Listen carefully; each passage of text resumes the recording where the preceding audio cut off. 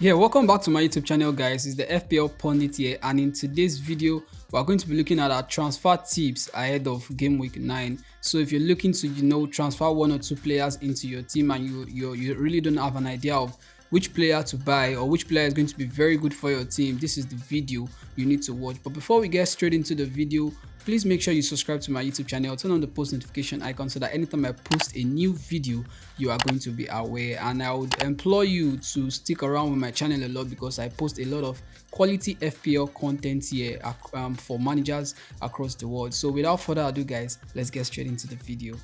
Yeah, welcome back, guys. So the first players we have on the list for transfer tips is Chalobah, and this transfer tips is actually going to be the players you should buy, the players you should sell, and the players you should own. So the first player I would implore you guys to buy is Chalobah, Trevor Chalobah. Trevor Chalobah is a Chelsea player.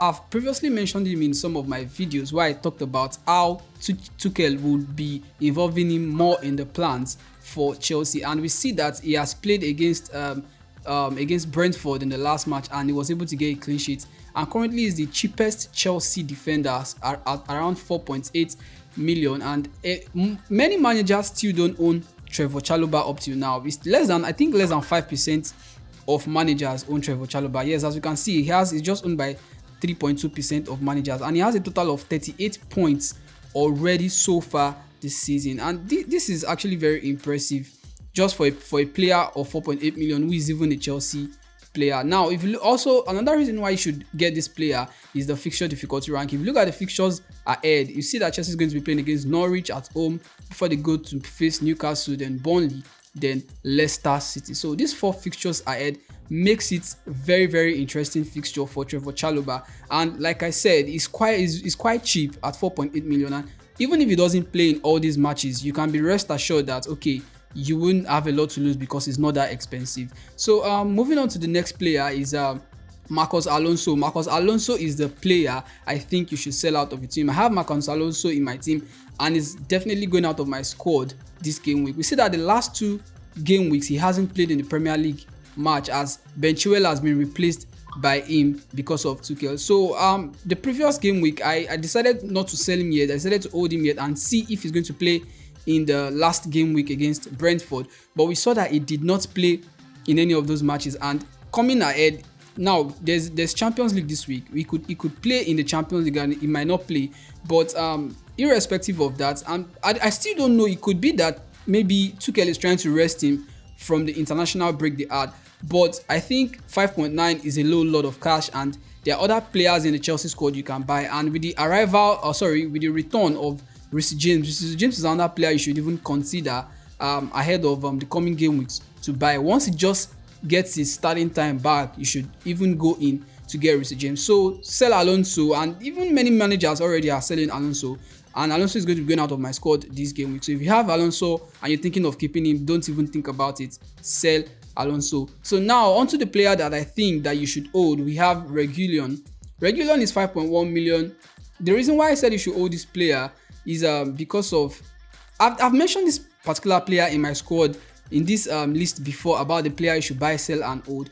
And now looking at Reguilon, you see that Tottenham hasn't been able to keep a lot of clean sheets in their last game weeks. Many game weeks where they've not kept clean sheets, they were either losing or drawing the match. But yet Reguilon has been one consistent player of all these times, being able to assist the players in getting their goals scored, and because of this assist he's still able to get good points during the game week. So it's just cost 5.1 million.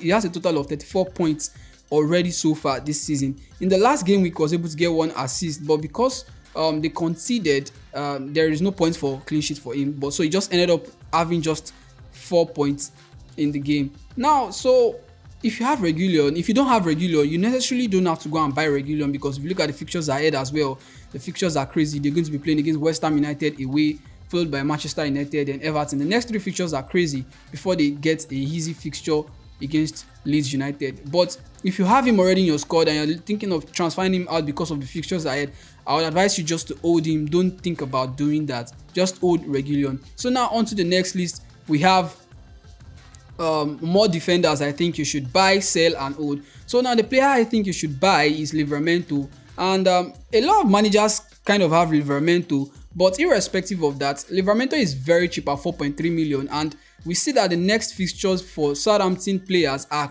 quite rosy, playing against Burnley before they play against Watford, then Aston Villa and Norwich. So if you once you're selling out these other players I've mentioned, or you have any other player you're selling out and you're looking for the player to replace them with, Livramento is the player for you to go for, and this could even help you get more cash. If if you're coming from an expensive defender and signing up Livramento, you have more cash enough to even get a bigger forward or midfielder. So Livramento is a player I think you should sign into your team ahead of the coming game weeks, most especially in game week 9. So now for the sell, I think you should sell Duffy. A lot of managers too are holding Duffy because of his price point and how Brighton has been over the few game weeks before. So now we see that the next fixtures ahead are the major reasons why I said, this is the major reason why I said you should sell out Duffy. Duffy is playing against Manchester City at home before they go face Liverpool in the next match away, then Newcastle and Aston Villa. But these matches are actually very difficult, and there is no way these players will not concede in this particular match. Even if they manage to keep a clean sheet against Manchester City, what if they go face Liverpool, who is currently in the form of their life with the likes of Mohamed Salah? So Duffy is 4.4 million. You can take out Duffy and even bring in Livramento. They're about the same price point. You're not going to even feel it that much. Duffy is 4.4 million. Sell him off. You can get Livramento, and Trevor Chalobah is also another option, who is just 0.4 million more expensive than him. So that's that about Duffy. Moving on, we have Trevor Chalobah for old.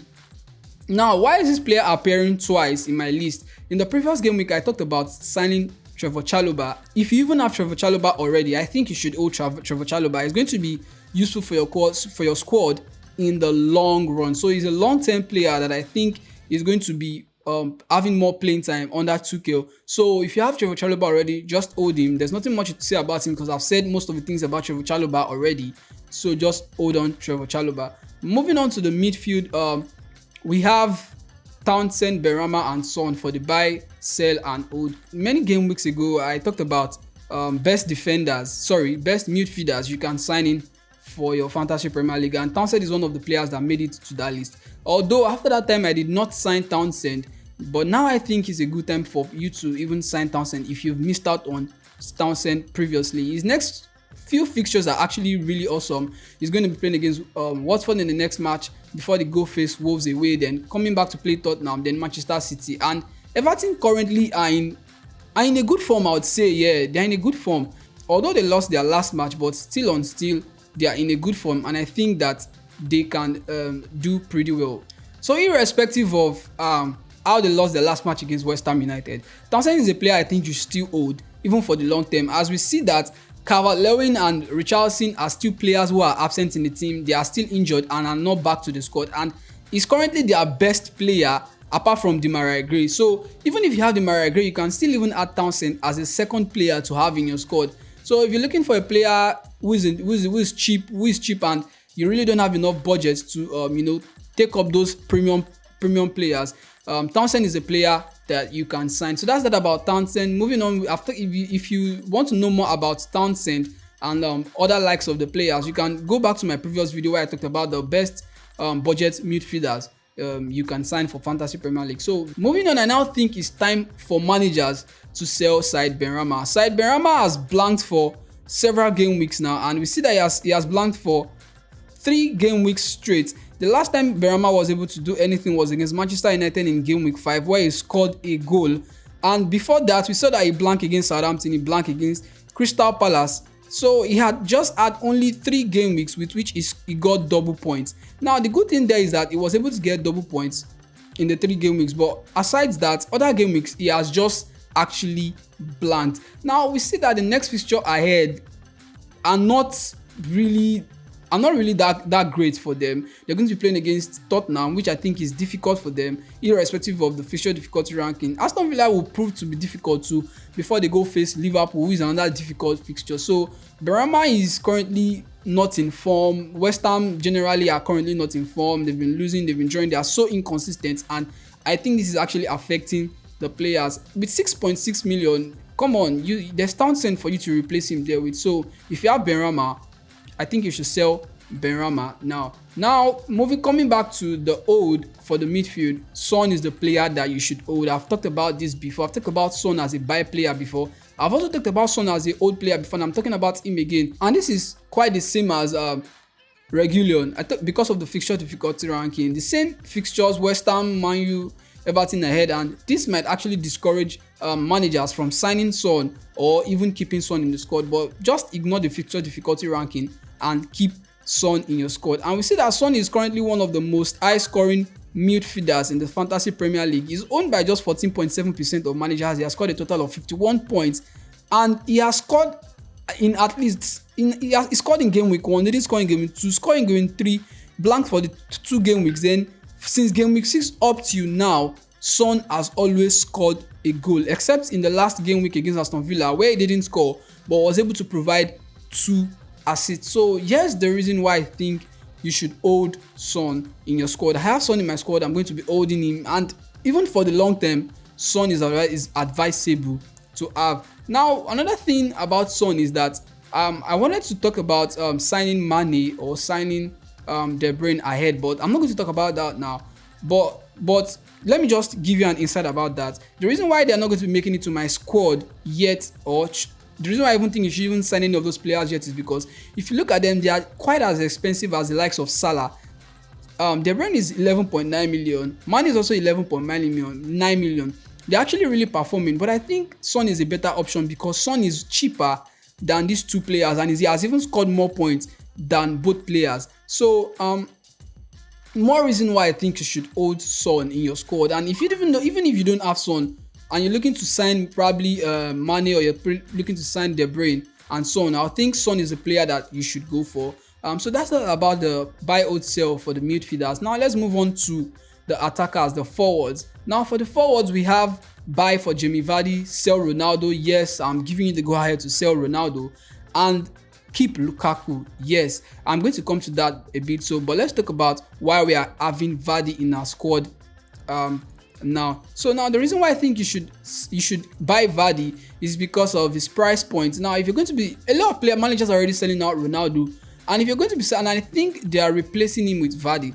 Now, I wanted to pick Firmino for the buy option, but I noticed that was quite my sentiment with Firmino. And if you look at the fixtures ahead, Vardy has cooler fixtures than Liverpool, who has a few difficult fixtures, but no fixture is difficult for Liverpool right now because of the mad crazy form they're currently in. And although Vardy is more expensive than Firmino, but I think it's more objective to say that Vardy is the player you should get to your squad if you're selling Ronaldo. Even if you're not selling Ronaldo, some of you might be selling Lukaku. I know even if I say old Lukaku, some of you will still sell him. So the player you should replace him with is Vardy. It's just 10.6 million.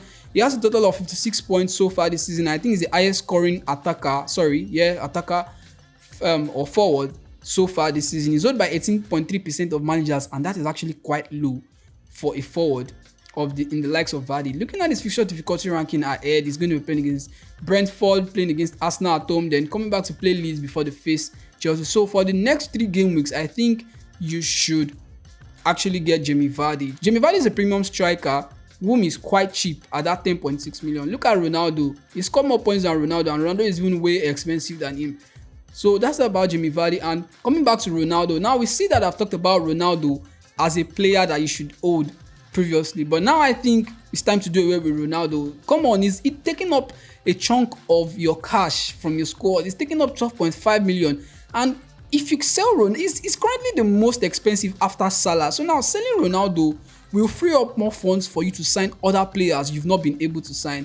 So now there's nothing much to say about that. Looking at the fixture difficulty ranking ahead, it's crazy for Manchester United, and the major reason why we are selling Ronaldo is because of Manchester United's inconsistency. So now if you have Ronaldo, go ahead and sell him, feel free. If you're thinking of holding Ronaldo, well, I don't know, he's a player that can show his individual brilliance against any team, most especially coming against big teams. You want to show, yes, I am Ronaldo.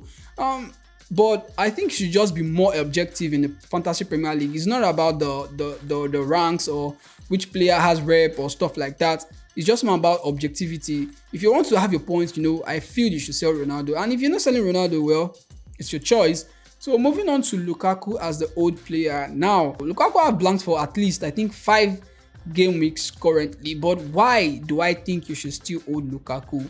The next 4 fixtures for Chelsea are still very good, and Lukaku can still be able to redeem himself. Now, if you look at the last game week where Chelsea played against Brentford, Lukaku was able to get goals, but the goals were actually offside goals. So now he was able to put the ball in the net, it was just offside. And I think whatever he's getting wrong, in no time he's going to be able to correct his mistakes and get better. Now, Lukaku is going to be playing against Norwich at home this coming game week, followed by Newcastle then Burnley before they come against Leicester City. And these fixtures are rosy for Chelsea. It's going to be a rosy ride for Chelsea. Definitely Chelsea is going to be beating Norwich. I see no magic Norwich is going to come and perform in Stamford Bridge. And even this even has nothing to do with being a fan of Chelsea or sentiment or so. It's just objective to think that Chelsea is going to beat Norwich. So Lukaku is 11.6 million. I think you should just give him more time, even because most especially because his fixture ahead. Lukaku has been a fantastic player. If you've been watching Chelsea, you see that he's trying his best. He's just not getting those goals. And if you're patient with him, he's going to get those goals. So that's going to be all for today on transfer tips for game week 9. If you like this video, please give it a thumbs up, guys. Subscribe to my YouTube channel, turn on the post notification icon so that anytime I post a new video, you are going to be aware. So thanks for watching, guys, and I'll catch you in the next one. Peace.